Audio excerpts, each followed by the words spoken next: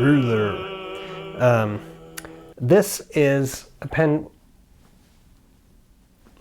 we'll be talking about today. I was at the Pelikan Hub and Quadruple M, my main man Murray, said, "Yo, have you ever reviewed one of them?" And I said, "I have not reviewed one of them pens." He said, "Okay, you take it, you review it." This is a... Oh, got it. Got you. This is a Pelikan Pura, a relatively affordable, emphasis is on relatively affordable Pelikan, made of solid materials like aluminum, etc. And it's a fun pen. So I'm going to cover the parts of the pen. I'll do a writing sample. I'll tell you what I like and what I don't like about this pen. Let's get started. Okay, so here we go with the Pelikan Pura. And Murray actually had the box of this one with him, so I can show you the box. Pelikan box. We get the warranty booklet and some instructions on what the different nib shapes will do. We got the box with a nice little bow.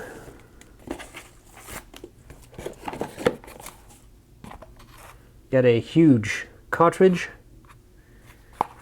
and I don't think that's supposed to come out, so I'm going to leave that. I'll tie this back up again at some point. Let's have a look at the pen, and let me zoom in a bit for you. Okay, the pen, the Pelikan Pura, right next to a Pilot Metropolitan for size. You can see they're very close in size. This is an aluminum, but you are allowed to say aluminium pen. It's 132 US, which is a somewhat odd price, I find. Like 130 or 135 would make more sense to me, but who am I? It's cartridge converter filled. It has a, according to Pelikan, robust and durable clip. It is chrome plated clip and tip, and it comes in extra fine, fine, medium and broad stainless steel nibs.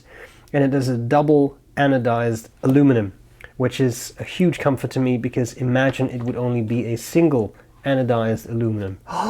I know. Okay, so I'll take out the Metro. There's ink on there. It's probably my fault.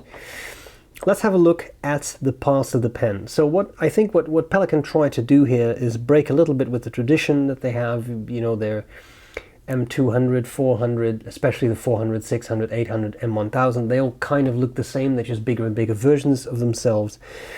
But this is a bit more modern. Here we're looking at something a little different, and I think that's good. If you wish to stay successful as a pen company, I do think you have to reinvent yourself. If you keep doing the same thing and sticking blindly to tradition, I don't know how much of a future you have. That's an interesting debate, though. Let me know what you think about that. Should pen companies innovate continuously, or should they just making the same pens over and over and over? That was not meant to sound leading, because I don't know. I mean, I also see the point of doing something well and then continuing to do that. Anyway, Pelikan Filial is the Pelikan logo. It's a little hard for me because it's so reflective to show it to you, but maybe there I capture it. It's a spring-loaded clip. That's maybe what they meant by their very robust and durable clip. It does work very nicely. I like the shape of it. It still has the more or less stylized Pelikan bill, which I think is quite nice, with little eyes in the bill. That's a subtle detail. I like this very dark blue and the chrome. I think it works well together. We have here Pelikan, and on the other side, Germany. Then we have this sort of band, but it turns into this part of the barrel. Again, I think that works really quite nicely. And we have this end cap with a little lip, which you can use to securely post the pen. And you have a nicely sized pen, even unposted. Let me zoom out a tiny bit for you. Even unposted, though, by no means is this a small pen. It's relatively thin, although I've seen skinnier, but it's fairly long. We have this chrome, I'm assuming, section. Some people hate that. It can get slippery if you're sweating buckets, but if you're not, then you may be okay. But some people are just more prone to it than others, right? Some people really hate those kinds of metal sections. Excuse me. We have the Pelikan logo. Sorry. Sip of tea. We have the Pelikan logo on the nib, and then we have this interestingly shaped nib, which is, dare I say it, a little bit like a safari nib in shape. Not exactly, but it has given me that vibe a little bit. Then we have this nice section. This is a cartridge converter filled pen, which in this case has Pelikan Edelstein. Oh, that's a really squeaky. Oh, that's a horrid sound. Topaz, which I think is a very nice turquoise. You may agree with me once you see it. That's what I have to say about the pen, so why don't we try to write with it. Oh, I don't know why this eye is so big. Sorry. I'll make this U very big to compensate. Pelikan Pura. We have here a medium nib in stainless steel, and we have the Edelstein Topaz, also known as Topaz. Okay.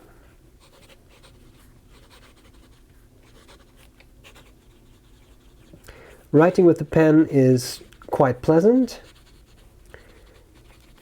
It does give...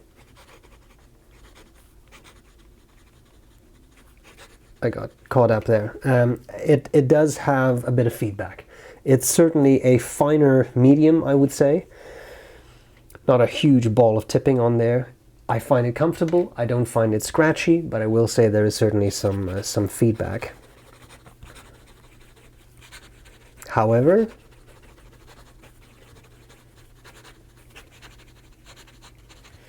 keeps up very nicely with high-speed writing. I don't think anyone will write that quickly. And what I will say is, being aluminum, fairly light metal, I find it very comfortable posted. Even though it is quite long, I find it a nice balance. Just for the sake of completeness, I will also write with it unposted.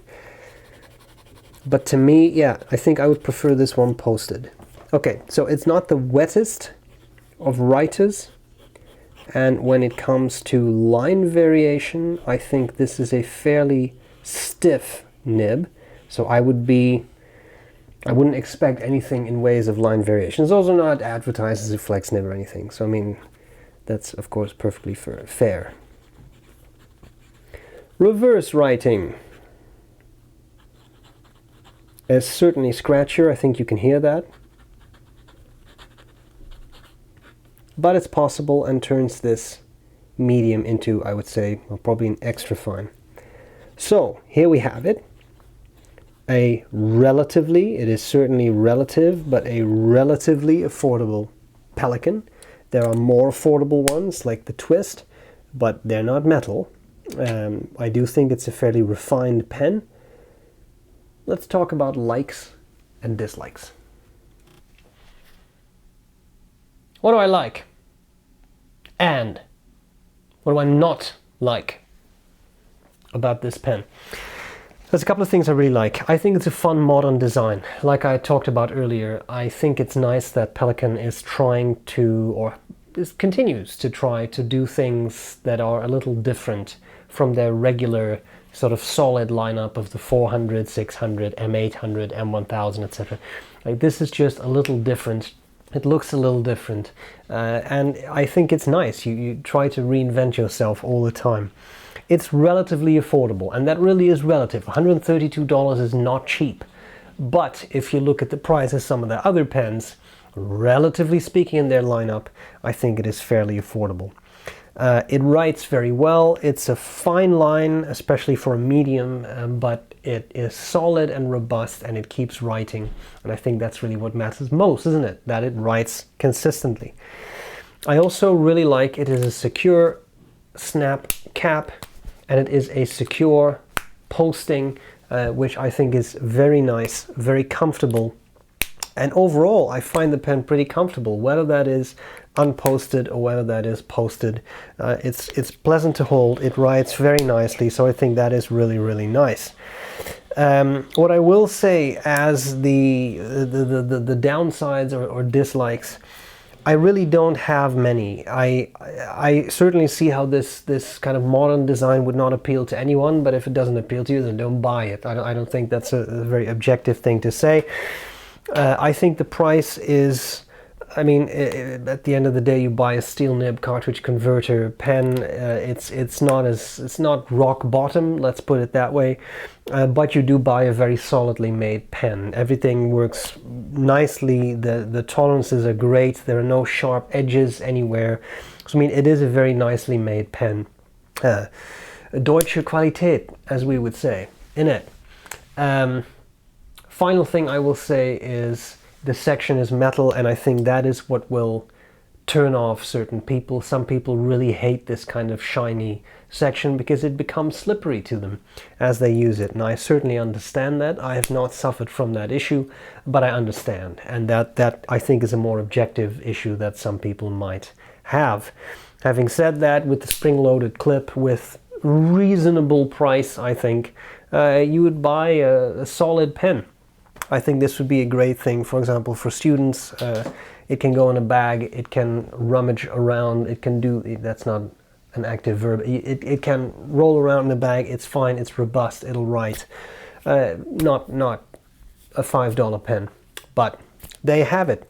I hope this was useful. Very kind thank you to Murray for lending me the pen. It'll come back to you ASAP. I hope this was useful, and I'll gladly see you later. Bye-bye.